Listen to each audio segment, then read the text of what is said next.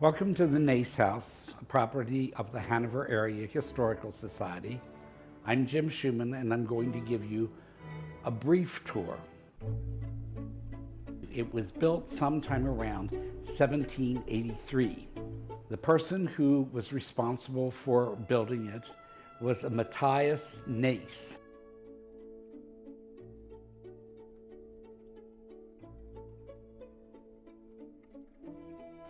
You see, this half is refinished. This half is very crude. That is because as they took it off layer by layer, they came back to what they discovered was the original finish. It was a faux finish, a fake finish, where they had painted it in a reddish tint so that it looked like a mahogany and then put striping on it. I'm told that striping was done with feathers. Here is the finished product as it now is today. The same thing was done with the woodwork, and it was discovered that this blue, a very, very bright blue, called Prussian blue, was what was used during that period of time. Here we have a collection of shards of pottery. There are pieces of pottery in here that were dishes that were found under the kitchen floor. There's also the remains of a comb, part of a toothbrush, children's toys, and things like this.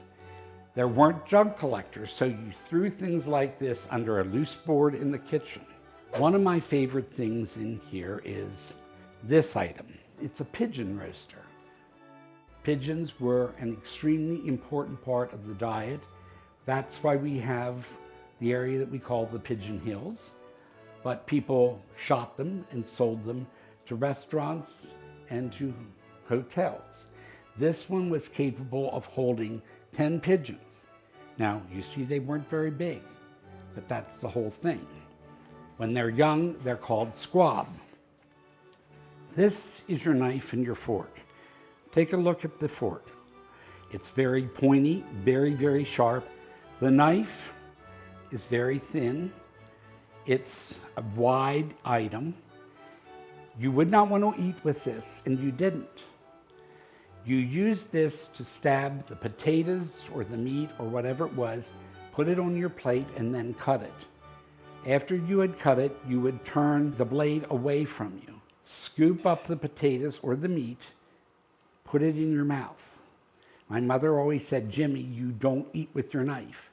But there was a time when that was the main way that you did eat. What you see up there, that rafter structure, is typical of how the house was built, with the great big beam that ran the length and then the other very sturdy beams that were mortised into it. Here you can still see the Flemish bond. You see here we have long, short, long, short, long, short, ordinating the whole way up. It's a very expensive means of building a house. It was a way of kind of saying, hey, look how much money I have. On the other hand, we also have learned that Matthias Nace, who built this house before he took over the tannery from his brother, had been a stone or brick mason.